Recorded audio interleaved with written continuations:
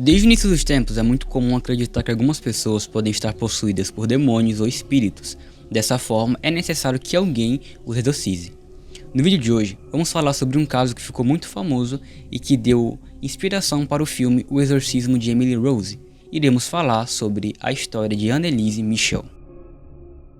Filha de Anne e Joseph Michel, Anneliese teve uma criação bastante religiosa. Sua mãe, quando mais nova, ficou grávida antes do casamento, que para a época e para sua religião era um pecado muito grave. Dessa forma, ela foi muito julgada tanto pelas pessoas de fora quanto por sua família. E em seu casamento teve que usar um vestido preto ao invés de um vestido branco, como é comum. Infelizmente, a criança que foi fruto dessa gravidez acabou falecendo. E a culpa foi toda para Anneliese. A mãe dela a culpava por isso, como se ela fosse a causa da morte daquela criança. E dessa forma, a Anneliese teve que pagar diversas penitências, como deitar despida no chão ou em cima de algumas pedras. Muito jovem, aos 16 anos de idade, Anneliese começa a apresentar alguns sintomas de esquizofrenia e epilepsia, e relatava que algumas vezes, quando ia dormir, sentia um peso muito grande no peito e não conseguia falar durante a noite. Com o passar do tempo, esses sintomas foram se agravando e a família não acreditava muito no que Anneliese dizia. E ela começou a ouvir vozes sombrias e ter algumas visões assustadoras. E ela até chegava a falar que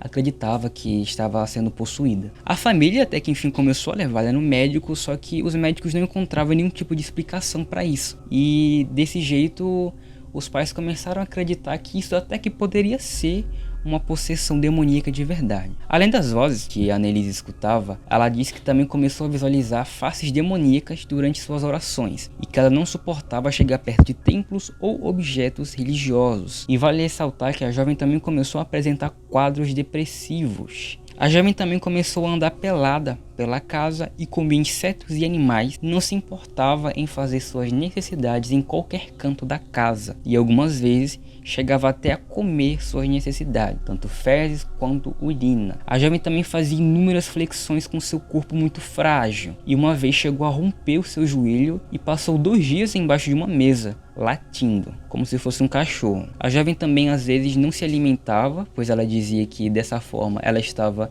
enfraquecendo a força dos demônios que estavam em seu corpo. Após toda essa situação se agravar, ela foi finalmente internada numa clínica psiquiátrica, onde passou 1 ano, mas não estava resolvendo em nada, mesmo com os remédios que os médicos estavam passando. Como eu já havia dito, ela começou a ser muito intolerante a qualquer coisa religiosa e estava muito desnutrida, por não estar se alimentando direito. Então a família resolve buscar um exorcista na igreja, mas a mesma diz que é necessário uma autorização de um sacerdote, pois eram necessários alguns sintomas específicos para exorcismo, como levitação de coisas, falar outras línguas e etc. E mesmo a jovem tendo alguns sintomas do que era necessário para comprovar que realmente era uma possessão, a igreja ainda disse que era necessário esperar a autorização do sacerdote. Após um tempo, eles conseguiram uma autorização para começar o exorcismo e 2 padres foram chamados. Foram cerca de 67 sessões que duraram 10 meses.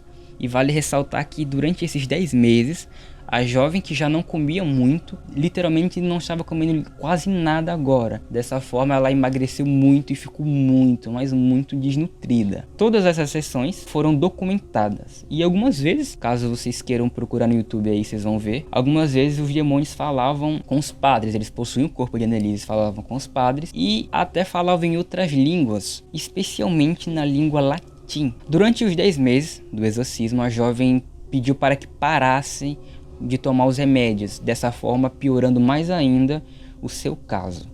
E acredita que eram cerca de 7 demônios que estavam no seu corpo, ou é o que os padres falam. E alguns deles eram Lúcifer, Caim, Hitler e assim vai. Eu vou deixar alguns trechos aí de alguma dessas sessões para vocês verem como eram. Ja, aber die wenigste beten. Ja. Kirche wird aber der wenigste gebeten, weil die ein Pfarrer ja ist für. Ja.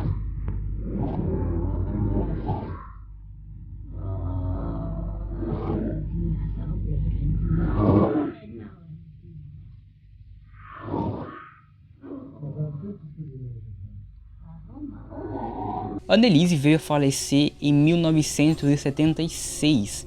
Ela morre por desidratação e desnutrição, como eu já havia dito, que era o que ela sofria muito, né? E esse caso foi a julgamento, onde os pais foram acusados de negligenciar a saúde de sua filha, né? Pois como eram pessoas muito religiosas e dogmáticas, inclusive naquela época onde a ciência não era muito, não era muito confiável para alguns religiosos, né? Eles simplesmente não se importaram em dar um apoio maior no lado científico do que do lado religioso, né? E junto dos pais, os padres também foram julgados, que foi o motivo para que houvesse uma mudança em como é feito os rituais de exorcismo da Igreja Católica. E para vocês terem ideia de como era a criação da Annelise, algumas vezes ela presenciava pessoas perto de sua casa fumando, bebendo e fazendo práticas ilícitas, e a jovem simplesmente se punia, sabe? Se punia para de alguma forma salvar aquelas almas perdidas e tudo, né? É um negócio bem pesado, bem pesado. Como é de se imaginar, né, o exorcismo não teve efeito nenhum, né? Um efeito tão grande assim como o tratamento psiquiátrico. E a Annelise também relatou que durante um sonho que ela teve, ela viu a Virgem Maria, que teria lhe dado a opção de se libertar de seu sofrimento ou se queria continuar viva, para que todos soubessem que o mundo espiritual e suas ações demoníacas realmente existem. E a Annelise escolheu a segunda opção, escolheu estar viva durante um tormento para que as pessoas vissem que o mundo espiritual realmente existe. Quando a autópsia do corpo de Annelise foi feita, seu corpo estava com cerca de 30 quilos. Ela estava muito magra. Hoje em dia, o túmulo de Annelise Michel é um local de peregrinação para os cristãos que a consideram uma devota que experimentou sacrifícios extremos para possibilitar a salvação espiritual de muitas pessoas. Bom pessoal, esse foi o vídeo de hoje, onde contamos um caso de um exorcismo que é considerado verdadeiro, né? A gente não sabe se é realmente verdadeiro, porque também não sabemos se a Annelise tomava os medicamentos com uma certa frequência, da forma correta, porque esse tipo de medicamento não surte efeito se não for tomado da maneira correta, né? E também isso que aconteceu com ela pode ter sido resultado de uma criação totalmente dogmática extrema, né? Mas isso aqui é um vídeo onde eu conto a história e não dou minha opinião. Então é isso, pessoal.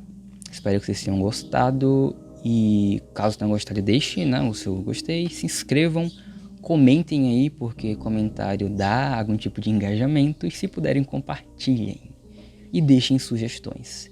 É isso e até a próxima.